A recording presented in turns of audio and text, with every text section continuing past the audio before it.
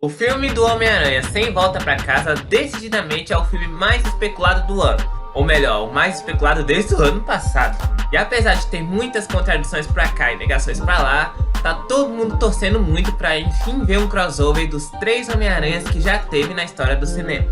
O do Sam do Tom Holland, o da trilogia original do Tobey Maguire e o do espetacular Homem-Aranha Andrew Garfield. Eu acho que é assim que pronuncia. Mas uma coisa é fato, na Terra 616, que é a terra tradicional das HQs, só tem um Homem-Aranha. E um dos dias mais trágicos na vida do Cabeça de Teia foi a morte da Gwen Stacy.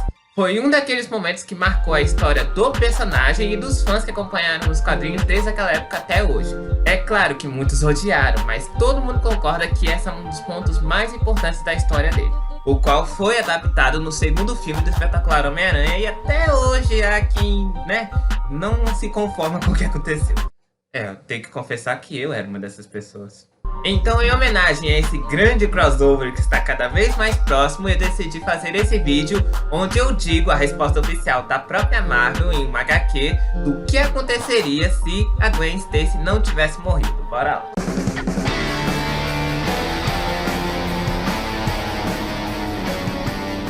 E aí, salve aqui da Agência Anal, como você está? Eu estou muito bem, obrigado por perguntar. Agente Marcos aqui. Eis que a Marvel volta a investir em animações e lança What If, ou numa tradução literal, o que aconteceria se. E assim como outros filmes e outras séries lançadas pela empresa, essa série animada também dividiu muitas opiniões. Uns acham que a Marvel endoidou de vez, outros acham que ela não sabe nada sobre como fazer um multiverso, e outros acham que é uma obra-prima. Até aí é questão de opinião.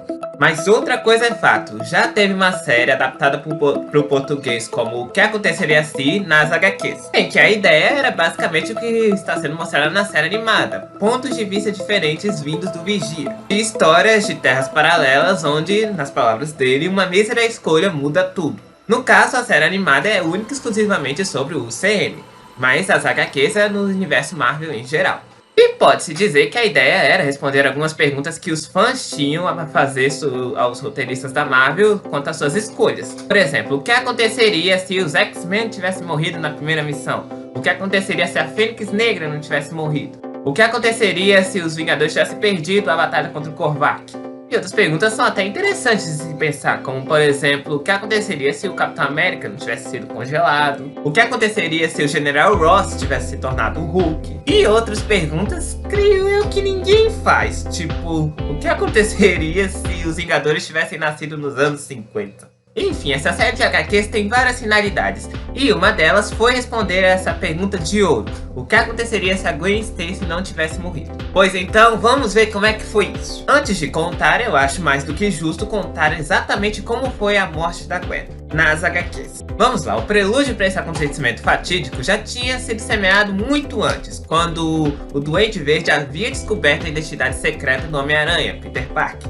E vocês sabem como esse negócio de identidade secreta é a coisa mais sagrada pro Homem-Aranha. Felizmente, naquele dia, aconteceu um pequeno acidente e ele perdeu a memória. Tipo, Norman Osborn, a identidade secreta do Duende Verde, ele ficou sem a memória da identidade secreta do Homem-Aranha e que ele era o Duende Verde, então até aí tudo bem. E aí passa-se um tempo e Peter Parker e Gwen Stacy começam a namorar e tudo mais. Só que aí chega o dia que o trauma do Homem-Aranha de perder alguém querido diante de seus olhos volta a atacar. E foi no dia que ele encarou o Dr. Octopus, pois o pai da Gwen era um xerife de polícia e tudo mais.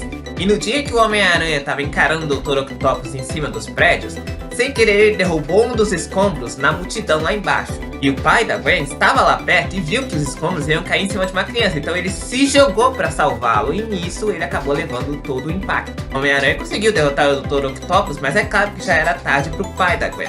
Pois é, assim como no primeiro filme do espetacular Homem-Aranha, o pai dela já tinha fortes suspeitas que o Peter Parker era um Homem-Aranha, por isso que quando ele foi tentar salvá-lo, o último pedido para ele foi para cuidar da filha dela, da filha dele. E é claro que, como eu disse, aquilo remeteu o Homem-Aranha ao trauma dele de ter perdido o tio Ben.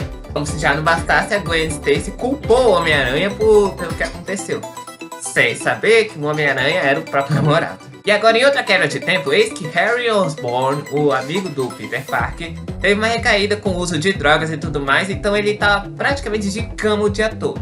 E no dia que o Peter Parker foi até a casa dele pra ver como é que ele tava, ele se encontra com o pai e o pai culpou ele pelo estado do filho, porque os dois moravam juntos. E foi nesse momento que as memórias dele voltaram. Ele lembrou que era o Duende Verde e que o Peter Parker era um Homem-Aranha. E pra quem viu a trilogia original, creio eu que todo mundo que tá vendo esse vídeo, sabe que o Duende Verde é um demente. Então ele não pensou duas vezes antes de continuar de onde ele parou e tentar matar o Cabeça de Teia. Como é aí que entra a Gwen Stacy. Ele vai até o apartamento onde ela estava e a sequestra, sabendo que o Homem-Aranha iria atrás dele. E não deu outra, eis que o Cabeça de Teia o encontra em cima de uma ponte. Ele já chega descendo o braço no Duende Verde porque ele queria salvar a Gwen. Ele deu um único soco e achou que era o suficiente. Lembrando que aqui o Homem-Aranha tá um pouco doente, então a força dele não era a mesma de sempre. Daí quando ele foi tentar tirar a Gwen dali, o Duende Verde aparece por trás e a empurra de uma vez. Vendo a sua amada despencando, a primeira coisa que o Homem-Aranha faz, assim como no filme, é tentar lançar o sua teia para tentar segurá-la. E ele consegue, mas quando ele puxa ela de volta para cima, ele vê que ela simplesmente não estava mais respirando, ou seja, ela estava morta. A causa da morte é dita pelo próprio Homem-Aranha na HQ do que aconteceria assim, de que a puxada repentina dele com a teia quebrou o pescoço dela. Mas, de todo jeito, se ela tivesse caído, teria morrido da mesma forma, pra você ver como o destino é cruel. Enfim, o Homem-Aranha fica possesso de raiva e vai atrás do Duende Verde até um lugar abandonado onde os dois saem no braço. E o Homem-Aranha realmente estava cogitando matar o Duende Verde, mas quando ele teve a chance, ele ainda se recusou a quebrar o próprio código de ética. O Duende Verde tenta dar calo pelas costas com o planador dele e o Homem-Aranha desvia. E aí daí o Duende Verde é empalado pelo próprio planador, assim como no primeiro filme da trilogia. Assim ele garantiu que a identidade secreta dele continuasse em segredo, mas o preço foi alto. E bem, agora nós vamos para a HQ que mostra uma linha alternativa do que aconteceu nesse dia. Mas antes você já sabe o que eu vou pedir, né? O seu like no vídeo, né? Alguém aqui tem que te lembrar disso, né? Se inscreve no canal se você quer se tornar um agente da Now, nerd assumidos com orgulho. Ativa o sininho para nunca perder uma transmissão do chefe aqui. Não se preocupe que a sua missão é muito simples, é só deixar o like no vídeo, deixar um comentário e compartilhar. Só isso. E você já pode se considerar promovido. Agradeço demais pelo incentivo e agora de volta ao assunto. E a própria HQ começa com o Homem-Aranha ali em cima da ponte onde tudo aconteceu, fazendo-se a mesma pergunta: o que aconteceria se a Gwen não tivesse morrido? Ou no caso, se ele tivesse salvado ela. A partir daí é narrado pelo Vigia que a pequena mudança que aconteceu aqui foi a seguinte: no momento que o Duende Verde derrubou ela da ponte, ao invés do Homem-Aranha instintivamente lançar a teia, ele pensou um pouquinho e se jogou atrás dela ao invés disso. Com a ajuda das suas pernas super fortes, é claro que ele a alcançou. Então ele se agarrou nela e ainda tentou lançar a teia para ir tentar se segurar na ponte, mas não deu certo. Só sobrando ele se usar de escudo humano para amortecer a queda dela. É claro que o Duende Verde já estava comemorando, porque ninguém sobreviveria em uma queda daquela, então ele foi embora. Mas é claro que o nosso Cabeça de Teia sobreviveu. Aí sim, ele sai da água junto com ela que tá inconsciente, com massagem cardíaca, respiração boca a boca e tudo mais. E ele consegue trazê-la de volta. Aê! Só que tem um pequeno detalhe. Ele tem que tirar a máscara, obviamente. Lembra que eu disse que a Gwen não sabia que o Peter Parker era um Homem-Aranha? Pois bem, a primeira reação dela vendo que o Peter Parker era um Homem-Aranha é querer se abraçar dele. Tipo, você matou meu pai, você é um assassino, quer saber de você. Começamos bem, não é verdade? Mas aí sim, ele consegue acalmá-la, explica o que aconteceu e tudo mais, que o pai dela já desconfiava que o Peter era um Homem-Aranha, que ele pediu para que ele a protegesse e tudo mais. E agora vem um daqueles momentos que passa de what if pra what the fuck. Porque a primeira coisa que o Peter Parker faz depois que ele explicou tudo foi pedir ela em casamento. Não sei se ele achou que aquela era a melhor solução para fazer ela esquecer o ocorrido, mas, bom, o importante é que ela aceitou. Só aí o Cabeça de Teia se ligou que o Duende Verde estava por aí, sabia a identidade secreta dele e ele podia fazer o que ele quisesse. Então o Cabeça de Teia deixa sua amada ali, feita a segurança, e vai atrás do maníaco. No caso, o Duende Verde já meio que tinha planejado o que ele iria fazer se ele tivesse conseguido matar o Cabeça de Teia, porque a primeira iniciativa dele foi reunir vários chefões do crime de Nova York e colocar eles contra a parede do tipo: agora ou eu mando ou vocês vão se ver comigo. E eis que o Homem-Aranha chega pra interromper a reunião, indo pra cima do Duende Verde. Mas quando ele fala que ele sabe a identidade secreta do Homem-Aranha, todos aqueles chefões do crime partiram pra cima do Homem-Aranha, distraindo ele. E foi esse escorregão que permitiu que o Duende Verde escapasse. O Homem-Aranha deu um jeito naquele monte de figurantes fácil e foi atrás do Duende Verde de novo, o qual tinha voltado pra mansão Osborn. Eu acho que é cobertura, mas tudo bem. E um ponto interessante aqui é que o próprio Harry estava muito preocupado com o pai, pois é claro que ele descobriu que o pai era o Duende Verde e que isso o deixava muito alterado, tipo, deixava ele completamente maníaco. E o Norman Osborn nem quis saber do filho e chegou dando um tapa na cara dele por ficar questionando ele. E o Homem-Aranha chega novamente para tentar pegar o Duende. O próprio Harry tenta ficar entre os dois, dizendo que ele não vai deixar que o Homem-Aranha faça mal algum ao pai. Então o Homem-Aranha meio que tem que lutar contra os dois e pedir que o Duende escape de novo e ainda dar um chega pra lá no Harry. Mas eis que esse sentimento verdadeiro do filho de se importar com o pai toca o Norman Osborn. Tanto é que ele pretendia jogar uma bomba que ia mandar a cobertura inteira pelos ares, levando os três juntos. Então, escutando o quanto o filho se importava com ele, mesmo depois de tudo que ele estava fazendo, Norman Osborn decide mandar o Duende Verde para escanteio e consegue voltar ao normal. Nisso, ele promete ao Homem-Aranha que ele vai tentar dar um jeito nisso a partir de agora. E o filho prometeu que vai estar ao lado dele no processo. E bem, agora num pequeno salto temporal, não sei de quanto tempo, o Norman Osborn está internado numa clínica psiquiátrica e tudo mais, e o Homem-Aranha está no seu grande dia para se casar com a Gwen. É claro que outras das preocupações de sempre do Cabeça de Teia vem à tona, do tipo, caramba, eu vou colocar ela em perigo por ser Homem-Aranha, já que as pessoas vão sempre vir atrás dela querendo me atingir. Mas até aí, ela mesma sabia disso e ela mesma estava disposta a correr risco. E aí chegamos naquela hora mágica, onde os dois estão no altar e o padre pergunta: se alguém tem algo contra este casamento, que fale agora o cálice para sempre. E tinhas. Chutando a porta da igreja, lá está Jameson, não sei, não quero saber.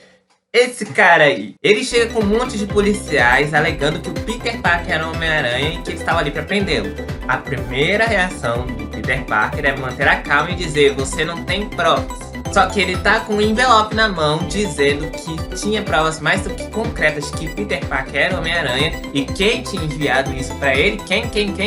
O Duende Verde. Ah, então Norman Osborn enganou o Homem-Aranha. Não, foi justamente naquela micro janela de tempo em que o Homem-Aranha levou pra ir até o Norman Osborn na cobertura que ele teve tempo de enviar essa carta pro Jameson como carta da manga, sabe? É claro que como isso foi uma ideia do Duende Verde, quando ele voltou a ser Norman Osborn, ele tinha esquecido. E aí, não preciso dizer que esse que era pra ser o dia mais feliz na vida do jovem Parker se tornou uma desgraça. A própria Tia May teve um infarto ao saber que o Homem-Aranha era o Peter Parker, porque até então o Jameson tinha feito um bom trabalho sujando a reputação do Aracnídeo. E no meio da confusão, Flash Thompson, que tava lá como padrinho, pediu pro Peter se render porque, né, não tinha pra onde ir. Mas ele não quis, então ele começou a pular pelas paredes, chutar guarda ali, desviar ali e conseguiu escapar. E aí foi ladeira abaixo, senhores. O redator do Clarim Diário, que estava do lado do Homem-Aranha desde sempre, se dispôs a levar a Gwen para longe do Jameson e protegê-la por um tempo, enquanto Peter Parker andava por aí caçado. E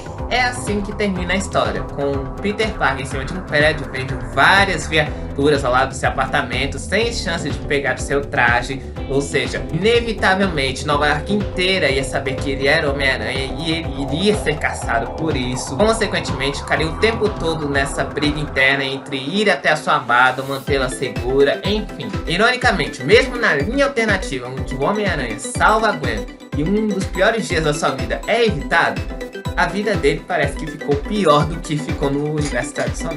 E assim acaba a história. Outro ponto interessante que eu deixei de fora intencionalmente é que no início da narrativa, o próprio Virgin, enquanto viu o jovem Parker se remorrendo de culpa, disse que não só sabia a resposta da pergunta dele do que aconteceria se ele tivesse salvado a Gwen, como ele mesmo se perguntou se o jovem Parker ficaria feliz ou ainda pior se soubesse que na linha alternativa onde a Gwen não morreu, a vida dele não iria se tornar nem um pouco mais fácil, só iria se tornar ainda mais infeliz.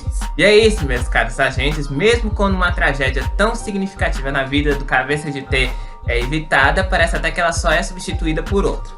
Enfim, espero que você tenha gostado do vídeo e que saia daqui culpando bem menos o Homem-Aranha pelo que aconteceu naquele dia fatídico. Deixa o seu like e deixa aqui embaixo se você quer que eu traga outras histórias de o que aconteceria se aqui. Agradeço por assistir até aqui e Agente Marcos desligando.